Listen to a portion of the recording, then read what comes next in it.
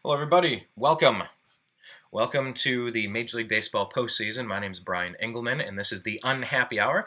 It is the only Los Angeles-based, Cleveland-centric sports show that I'm currently aware of. We talk about the Indians, the Cavs, the Browns, the Buckeyes, and we ask you to engage in our mostly civil conversation over at TheNewAmericanMedia because we cover a lot of other stuff, including politics, current events, and all the other craziness in our world. So, today, what I wanted to do was get Justin back into the program. Justin Engelman is, of course, related to me. This is my cousin. He and I went to the Angel game and got to talk with Tim Kirkjian and some of the other ESPN crew about the Tribe this year. And I wanted to touch base and try to do this in between all of the games in what we hope is going to turn into a very special season for the Cleveland Indians, who we've rooted for our entire lives and never seen a single championship once, despite getting oh so close in both '97 against the Marlins and last year against the Cubs, where we took a Game 7 situation into extra innings and came out on the wrong side of history both times. So we're hoping this is going to be different, and we're thankful that you're with us. It's a private group on Facebook where we're going live. If you have questions, type them below, and let me know if you wanted to jump in, ask any questions, leave some comments, and we'll try to get to a few of them as the show progresses. If you're watching on this camera, this is probably on vid.me/TheNewAmericanMedia. We went there because YouTube is engaged in a ridiculous censorship campaign, demonetizing videos. That's another topic for another day. But that is where we have over 6.5 years of content, sports shows, political shows, and everything in between, including music and spirituality and all the other stuff we delve into. But that's youtube.com/TheNewAmericanMedia. Click subscribe. So anyway, we brought Justin back into the program. Justin, let's talk about yesterday's game. People were wondering, why are we going to play Kipnis in center field? Why are we going to start Trevor Bauer? What did we learn after watching those moves play out yesterday? I think we learned a couple things, Brian. First, it's great to be back today after a Tribe win. Good to be with you. I think we learned a couple of things. Tito knows his team. He knows his team in and out. He knows each individual, what they can bring to the table, and he is with them day in and day out. So he knows what he has. He knows what cards to play, when to play them. He's a mastermind at his work, and we saw that firsthand yesterday. Honestly, I said yesterday, I don't have a huge problem with starting Bauer in game one. It did bring some question marks to my mind, but I said it on live streaming yesterday that it makes sense if we go 1-0 against the Yankees and they still have to face Cooper and then Carrasco in game 3. That's a huge mountain to climb if that happens. So what I think is it brings to the table what Tito has to offer, and I think we saw that firsthand. Kipnis in center field, that's probably the one I didn't like the most, that move. But I mean, what has he done to discredit his ability out there in center field? I mean, he's made all the plays. He made a fantastic play yesterday that I believe gave us a shot of energy, momentum, you name it. I think it helped the team in general, in whole, moving on there for the remainder of the game. The crowd was wild the whole game, but the crowd, went crazy. The players went crazy. So I just think it goes back to Tito, and he knows what he's doing. He knows what pieces to move, when to move them, and I think that just it has to make every Indians fan feel great. It does. Right? Yeah, I think it. Am I right? You're absolutely right, man. I do feel great about this. We talked about the timing of making sure Kluber had the right amount of days rest in between starts and the difference with his ERA. I mean, look, in Tito we trust.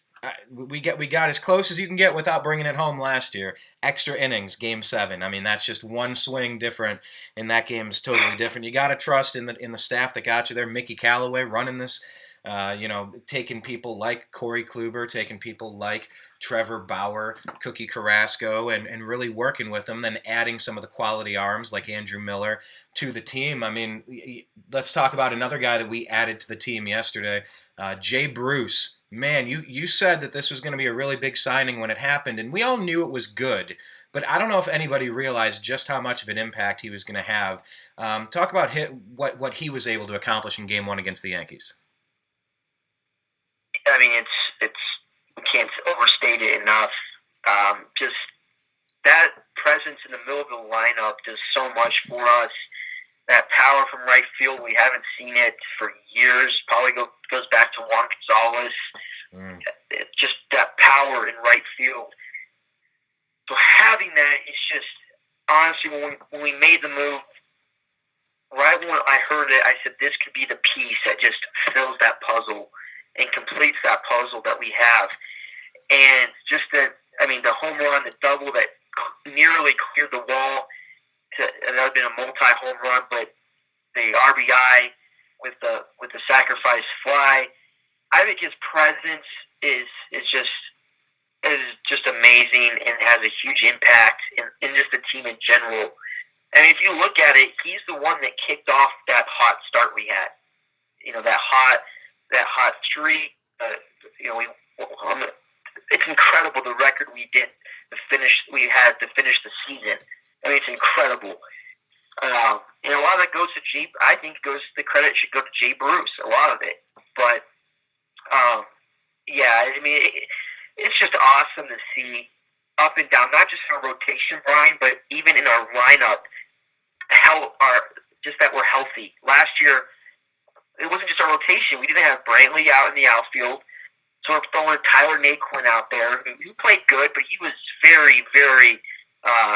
His defense was very, very suspect. I mean, we saw that in Game 6 of the World Series. So just throwing him out there was a wild card. He's a rookie, and it was a wild card. So bringing in Austin Jackson, his presence, the contributions he's given to the team throughout the year has been incredible. So just the fact that we're so deep in our lineup, we're so deep on the bench. I mean, it kind of puts us at rest almost, just because of what we were going up against last year. Well, it's similar in so many ways to the Cavaliers, how they had to go up against the Warriors, were shorthanded, had to come back the second year and get it done. This has such a similar feel, but it also feels a little bit more like the 2017 Cavaliers as well, because the team depth with Derrick Rose and Dwayne Wade, and you look at re-signing Corver and the stuff that the Cavs have done, you go, man, that team is deep. That team is deep in a very different way. Jay Crowder jumps into the starting lineup. You got J.R. Smith. You got Isaiah Thomas coming back, and it's all kind of like bonus. And you just keep going. This team is stacked. Even if there are a couple injuries, why would you even have injuries if you don't have to play these guys 30 minutes a game? Play them 18 minutes a game, 15 minutes, 20 minutes, 22 minutes. That's the perfect thing for these guys in their career right now. And yeah, you're right. You look at the Cleveland Indians and what their front office has been able to put together. There's a lot of youth from Frankie Lindor, going on down the line, a lot of youth, Jose Ramirez, but, going out and getting Jay Bruce, going out and getting Andrew Miller. This is the way that you complement the roster in the areas where you're temporarily weak. You go out and get the studs to fill the gaps. And, how poetic is it? How interesting? How weird is that? And here's a theory. I have a theory that we may have entered collectively into like some sort of parallel universe. When the Cavaliers won the championship, Donald Trump got elected, Hillary didn't get her crown, and I feel like the Indians won that World Series against the Cubs. And now we've shifted into an alternate universe where the Cleveland Indians were the team that decided to spend money to get Jay Bruce, and it was the cheap New York Yankees who squabbled over $2 million or $3 million or something, and we're seeing the literal difference between 3 positive runs from Jay Bruce to the Tribe versus a 4-0 game. That one player on the other team means we have 1 run and they have 3. We lose that game 3-1. I mean, theoretically speaking, it's so weird that the Tribe is moved all in like this. How refreshing is it to finally be on that side of history?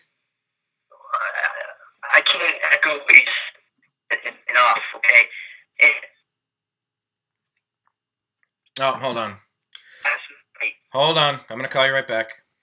Gotta love the technology. We're talking with Justin Engelman. If you have any questions, by the way, type them below. I'll try to get to your questions, comments, stuff you're looking forward to regarding tonight's game, anything we might have talked about, whether it's Trevor Bauer and his potential no-hit bid. I want to talk about that. Obviously talking about how the Yankees were only a couple $1 million away from taking Jay Bruce, and instead he's the difference maker on the team yesterday. I did have a problem. I liked what I did like was our strategy against Aaron Judge. 4 strikeouts. I mean, just awesome attack. Way to go. But I was a little concerned that we left the bases juiced twice. There's a big difference between winning 12-0 and 4-0. That's one bad inning of difference, and I don't want to take my foot off the gas pedal at all in this series. I want to go and make sure that we bring home this championship. I just want to dominate out there, and luckily with a good pitching staff, it makes it easy. Can you hear me? Yes, I got you now on a better line. I was saying, how refreshing is it that we are in a situation now where it's the Cleveland Indians who are willing to spend and extend the contracts of players and get in Edwin Encarnacion, getting Jay Bruce, locking in Jose Ramirez, going out and trading for Andrew Miller, while it's the Yankees who are penny pinching on the other side, and you're seeing the result. How nice is it to finally be in that position? It's so refreshing, and I'm glad you mentioned this because it's kind of funny you brought it up, because honestly, this was going through my mind. Okay, it was Fox Sports. On Fox Sports, they were post game, and the commentators were talking. A-Rod, Frank Thomas, Keith Hernandez, and A-Rod was talking, and he was making a point. He said, "Well, obviously the Indians are the favorite here." I think he was saying that, the Rockies and the Diamondbacks are. He said the only matchup in the World Series that would have shocked him was if it was the Rockies Twins or Diamondbacks Twins. He's like, every team in the playoffs is a good team, but what he said was before that was that obviously the Indians are the favorite. And I stepped back there. I'm like, did I just hear that? Like, did I really just hear that? I need to rewind this. Just to hear it again, to make sure I wasn't imagining or dreaming this. When's the last time we have been the favorite? When is the last time that we have been the Vegas' pick to win the World Series? Probably never, Brian. Never. This is probably the first year in our history that we have been the favorite to win the World Series at the helm of the playoffs. Always been the Yankees. Always been the Red Sox. Always been the Braves. And I know it was just incredible. I almost rewinded it, wanted to rewind it just to make sure I heard that and I wasn't dreaming it. And just take in how incredible it actually is that we're not the underdog coming into a series. We're not the stepchild that gets pushed to the side and they don't have a shot to win. Like, that's how we were last year. We had a great team, but I don't think one ESPN expert, so-called expert, even picked us to beat the Red Sox in the division series. So I mean, this is incredible, and we are probably in a different universe. We are now in a parallel dimension, a parallel universe. There's been a rift in time. I think Doctor Who came through, and there was a crack in the universe in the wall. I don't know what to say. Have the Cleveland Browns ever been a favorite to win a Super Bowl? When is the last time that the Cavaliers have been favored to win a championship? Even when LeBron came back, the Warriors were sitting there. And then they were there the second year, and then they were there the third year, and now they're here year 4. So it's like there's this Herculean beast over there on the West Coast where we're at. But yeah, seeing that we're the favorite, I mean, obviously it's because we rattled off that, 22-game winning streak this year. That changed everybody's perception about us. We lost one game right at the end against Kansas City, and then came back and went on another winning streak. And I think everybody just looked around and goes, this team could win out the rest of the season. We're 10 wins away from being World Series champion. Just 10 wins. That's all it takes to win the World Series, and we have a shot. This is such an awesome time to be alive. Let me ask you this about the strategy on how they pitched Aaron Judge. Just how much credit goes to the pitching staff and, Mickey Callaway, Trevor Bauer for his execution, obviously, but knocking down Aaron Judge in his 50-plus home runs and tons of RBIs. I mean, they really attacked their big guy and made him pay yesterday. That was something to watch. It was awesome, and excuse my French, I usually don't talk this way, but I told a friend, I was watching the game with a friend, I said, the media is so far up Aaron Judge's butt, it's not even funny, okay? And just to see him strike out 4 times, I mean, that was that was like winning another game in and of itself, winning the game in and of itself. Just to see him, the media love affair with Judge, kind of deflate. How beautiful, how pretty is Judge's swing. That's all we heard on Fox Sports, and whole segment on Aaron Judge. Yeah, he's had a great season. I'm not trying to take anything away from that, but it was just awesome to see that kind of get deflated with 4 strikeouts, not against our number 1 starter, not against our number 2 starter, but against our number 3 starter. That in itself was incredible to see. And Bauer's, he's awesome. I said it yesterday, but he only won 17 games this year. I mean, and for him to bounce back and kind of, for the first time in his career, consistency and really put his stuff together, it goes back to what you just said earlier. It goes back to Callaway and Tito. I mean, look at up and down our rotation. I mean, you look at Bauer. The fact that a major league team would trade away their number 3 draft pick like a year after they draft him kind of just shows what he was, the basket case that he was. And they pieced him together, and now he's contributing at a high level, in a pennant race contending team. Look at Carrasco. I remember 3-4 years traveling, and Hang on. I'm gonna reestablish the phone call. The connection's leaving. We'll talk about Carlos Carrasco. We're talking about the Indians here, just to address a couple of these. Thank you for watching, Iris. Chris Ford, you want to know more about the machine, the Bauer bot, to help him pitch that awesome Kluber 2-seam? I'm all ears too. I don't know. You just know he's going to get a hold of at least one blast, though. I don't know. I'm not going to concede that. I want to see shutout, blanking all across. How about we shut the Yankees out for a full 3 games in a row? That'd be great. They are working very hard. They deserve to win, of course. Justin, are we back with you? Yeah. You were talking about Carlos Carrasco a couple of years ago. Look at Carrasco a few years ago. He was unraveling. His stuff wasn't, it was just stagnant. And they threw in the bullpen, and Mickey Callaway worked with them. And he won 18 games this year. I mean, it's incredible. There's just another example. Josh Tomlin bouncing back and forth with injury. And since season 10 wins this year. Mike Clevenger comes out and is erratic at first, and he puts together a great season. I mean, this Mickey Callaway, I'll be very shocked if he's not a MLB coach next year with some team, or MLB manager, another team. He's hot on the list. Well, I hope we just lock him up and make him happy. And with Tito's health concerns, why wouldn't he maybe just slide over and maybe Tito would take a backseat with something that is involved in the organization but wouldn't be so taxing physically on him? Who knows? I mean, that was one of my weirdest, one of the strangest things trying to figure out the Kyrie Irving thing. It's like you got LeBron on the back 9 of his career. You got the keys to the kingdom. You're shooting the shot that is the most clutch shot in NBA history.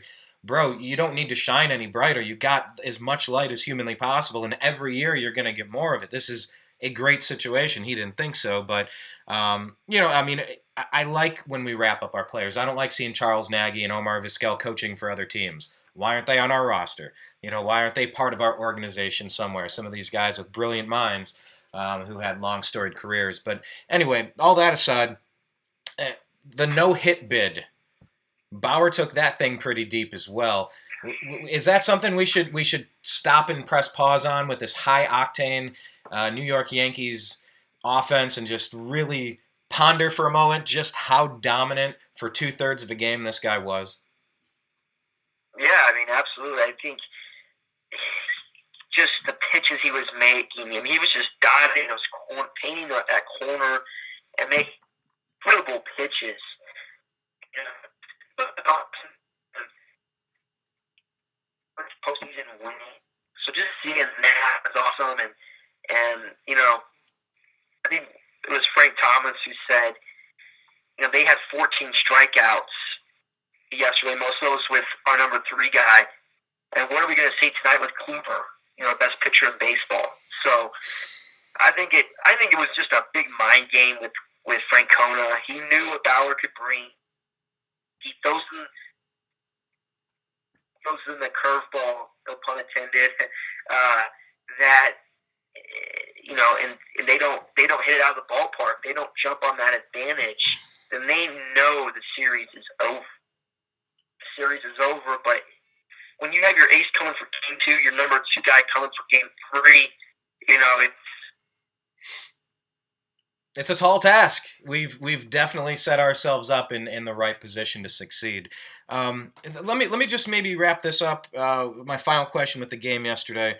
Do you have any concern about the Indians leaving the bags loaded like they did? I mean, there were a lot of runs left out there, and yes, we got away with it, but that could have been a 12-0 game. And like I said, you trade Jay Bruce on teams, we lose 3-1, theoretically, obviously. Yeah. But how concerned are you that we weren't able to push more runs across when we got that close?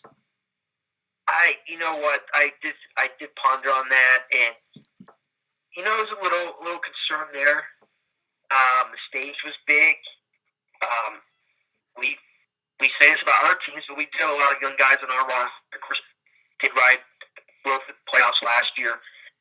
I think they'll get it together here. I mean, Brian, if you look at the streak, it was someone else every night that really stepped up to the plate and really carried the team. And maybe it was like 1 or 2 players for the game. So,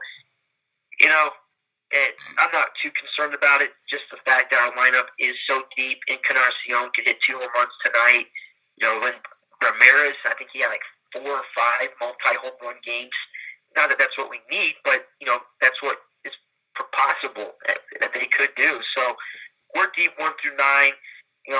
Honestly, Austin Jackson wasn't in the lineup. He's very underrated on this team.